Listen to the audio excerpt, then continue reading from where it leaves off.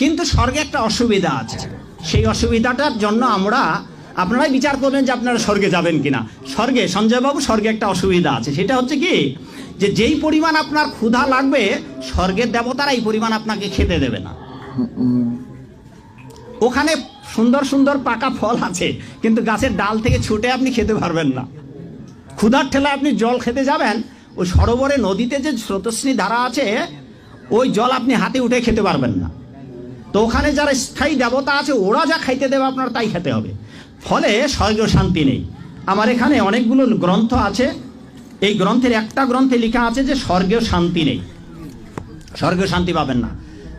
ওখানে 18 বছরের যুবক হবেন, জন্মাবেন, রোগগ্রস্ত হবেন, তারপর অবশেষে 10,000 যেদিন পূর্ণ হবে তখন আপনার এই গলের মালাটা শুকিয়ে যাবে, গলের মালাটা আপনার গলা থেকে ছিঁড়ে যাবে। সঞ্জয় বাবু, দীপক বাবু, 10,000 বছর পূর্ণ হলে আবার স্বর্গেতে মারা পড়বে। ওখানে 3 দশা, তার মানে যৌবন প্রাপ্ত হবেন, রোগগ্রস্ত হবেন, 10,000 বছর পূর্ণ হলে মরে যাবেন। এবার কয়বার মরলেন? টেকেরাটে মরবেন, দিগনগরে মরবেন, নরকে শাস্তি ভোগ করবেন, স্বর্গে গিয়ে যত হাজার পুণ্য সঞ্চয় আছে বছর থাকবার স্বর্গ সুখ, তত হাজার থেকে স্বর্গেতেও মরবেন। এবার মরবার পরে কি করবেন?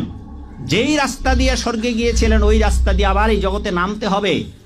এই বর্ণনাগুলো, নামার বর্ণনাগুলো জন্মান্তরের বর্ণনা, ভগবদ্গীতার 1 থেকে 6 অধ্যায়। আপনাদের মনে যা চাইবে তার সব জান্নাতে আছে না নাই? খালি সুখ আর শান্তি, আরাম আর আরাম। দুনিয়াতে আরাম নষ্ট করে দেয় 3 জিনিস, চিল্লায় বলতে হবে। কয় জিনিস?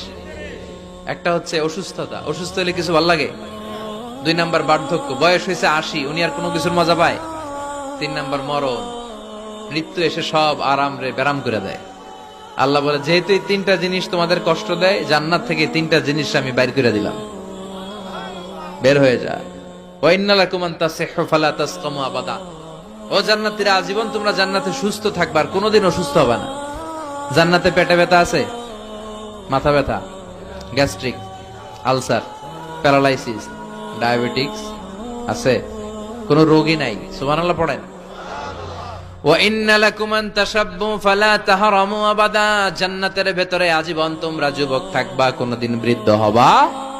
ওয়া ইন্না লাকুম আন তাহিয়াউ ফালা তামুতু আবাদা। ও জান্নাতীরা, আজীবন জান্নাতের মধ্যে তোমরা জীবিত থাকবা, তোমাদের মরণ আসবে না।